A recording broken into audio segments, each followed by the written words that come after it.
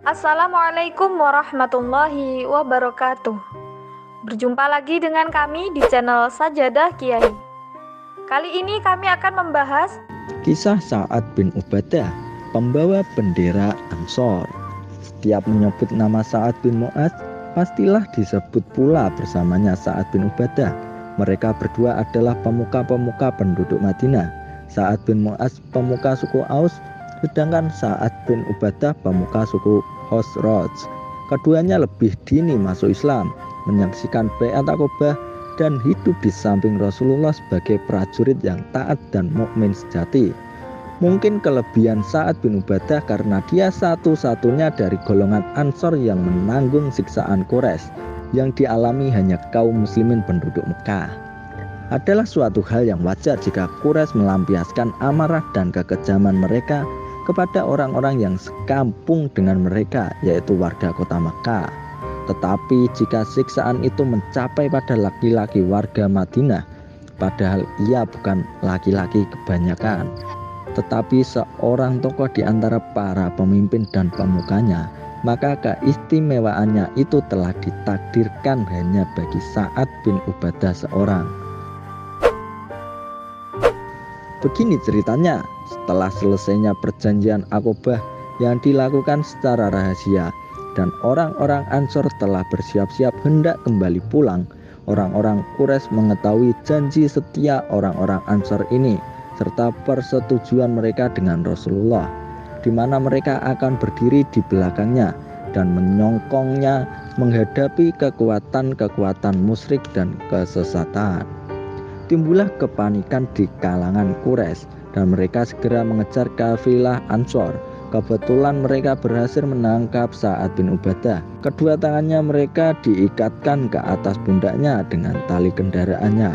Lalu mereka bawa ke Makkah. Di Makkah, iring-iringan ini disambut beramai-ramai oleh penduduk yang memukul dan melakukan siksaan pada Sa'ad sesuka hati mereka.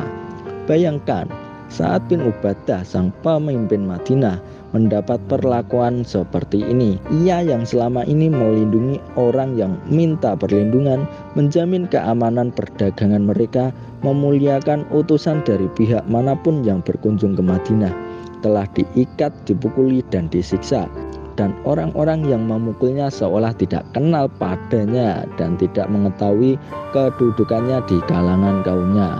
Saat segera meninggalkan Makkah setelah menerima penganiayaan, hingga diketahuinya dengan pasti sampai di mana persiapan Quraisy untuk melakukan tindakan kekerasan terhadap kaum yang tersingkir, yang menyeru kepada kebaikan, kepada hak dan keselamatan. Dan permusuhan Quraisy ini telah mempertebal semangatnya, hingga diputuskan secara bulat akan membela Rasulullah, para sahabat dan agama Islam secara mati-matian. Rasulullah melakukan hijrah ke Madinah dan sebelumnya itu para sahabatnya telah lebih dulu hijrah. Ketika itu demi melayani kepentingan orang-orang muhajirin, Sa'ad membaktikan harta kekayaannya. Sa'ad adalah seorang dermawan, baik dari tabiat pembawaan maupun dari keturunan.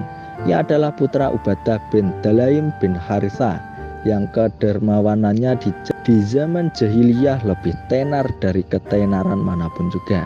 Dan memang kepemurahan Sa'ad di zaman Islam merupakan salah satu bukti dari bukti-bukti keimanannya yang kuat lagi tangguh. Dan mengenai sifatnya ini, ahli-ahli riwayat pernah berkata, Sa'ad selalu menyiapkan perbekalan bagi Rasulullah dan bagi seluruh isi rumahnya.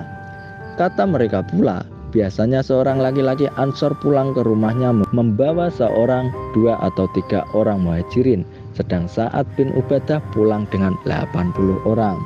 Oleh sebab itu Sa'ad selalu memohon kepada Tuhannya agar ditambahi rezeki dan karunia-Nya. Dan ia pernah berkata, Ya Allah, tiadalah yang sedikit ini memperbaiki diriku dan tidak pula baik bagiku. Wajarlah apabila Rasulullah SAW mendoakannya, Ya Allah, berilah keluarga Sa'ad bin Ubadah karunia serta rahmat-Mu. Sa'ad tidak hanya menyiapkan kekayaannya untuk melayani kepentingan Islam yang murni, tetapi juga ia membaktikan kekuatan dan kepandaiannya. Ia adalah seseorang yang amat mahir dalam memanah. Dalam peperangannya bersama Rasulullah, pengorbanannya amat penting dan menentukan. Ibnu Abbas radhiyallahu anhu berkata, di setiap peperangannya Rasulullah mempunyai dua bendera, bendera Muhajirin di tangan Ali bin Abi Thalib dan bendera Ansor di tangan Sa'ad bin Ubadah. Pada hari-hari pertama pemerintahan Khalifah Umar bin Khattab, Sa'ad pergi menjumpai Amirul Mukminin dan dengan belak-belakan berkata padanya, demi Allah, sahabat Anda Abu Bakar lebih kami sukai daripada Anda, dan sungguh demi Allah aku tidak senang tinggal berdampingan dengan Anda. Dengan tenang Umar menjawab, orang yang tidak suka berdampingan dengan tetangganya tentu akan menyingkir daripadanya. Saat menjawab pula, aku akan menyingkir dan pindah ke dekat orang yang lebih baik daripada Anda. Dengan kata-kata yang diucapkannya kepada Amirul Mukminin Umar bin Khattab itu, dia adalah saat bermaksud hendak melampiaskan amarah atau menyatakan kebencian hatinya, karena orang yang telah menyatakan ridhonya kepada putusan Rasulullah SAW sekali-kali tiada akan keberatan untuk mencintai seorang tokoh seperti Umar, selama dilihatnya ia pantas untuk dimuliakan dan dicintai Rasulullah. Maksud Sa'ad ialah bahwa ia tidak akan menunggu datangnya suasana di mana nanti mungkin terjadi pertikaian antaranya dengan Amirul Mukminin, pertikaian yang sekali-kali tidak diinginkan dan disukainya.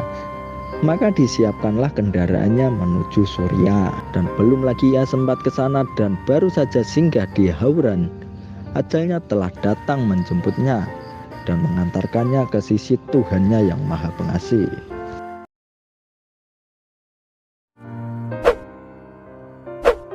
Terima kasih telah menonton video kami.